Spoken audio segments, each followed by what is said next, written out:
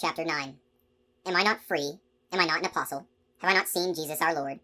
Are you not my work in the Lord? Although I may not be an apostle for others, certainly I am for you are the seal of my apostleship in the Lord.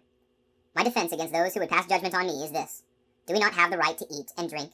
Do we not have the right to take along a Christian wife, as do the rest of the apostles and the brothers of the Lord, and Cephas? Or is it only myself and Barnabas who do not have the right not to work? Whoever serves as a soldier at his own expense? Who plants a vineyard without eating its produce? Or who shepherds a flock without using some of the milk from the flock? Am I saying this on human authority? Or does not the law also speak of these things? It is written in the law of Moses, "You shall not muzzle an ox while it is treading out the grain." Is God concerned about oxen, or is he not really speaking for our sake? It was written for our sake, because the plowman should plow in hope, and the thresher in hope of receiving a share.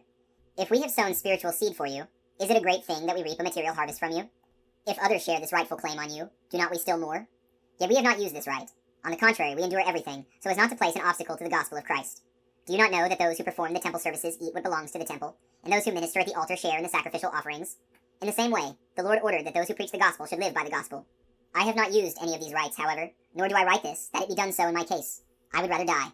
Certainly no one is going to nullify my boast. If I preach the gospel, this is no reason for me to boast, for an obligation has been imposed upon me, and woe to me if I do not preach it. If I do so willingly, I have a recompense, but if unwillingly, then I have been entrusted with a stewardship. What then is my recompense? That, when I preach, I offer the gospel free of charge so as not to make full use of my right in the gospel. Although I am free in regard to all, I have made myself a slave to all, so as to win over as many as possible. To the Jews I became like a Jew, to win over Jews. To those under the law I became like one under the law, though I myself am not under the law, to win over those under the law. To those outside the law I became like one outside the law, though I am not outside God's law, but within the law of Christ, to win over those outside the law. To the weak I became weak, to win over the weak. I have become all things to all, to save at least some. All this I do for the sake of the gospel, so that I too may have a share in it. Do you not know that the runners in the stadium all run in the race, but only one wins the prize? Run so as to win.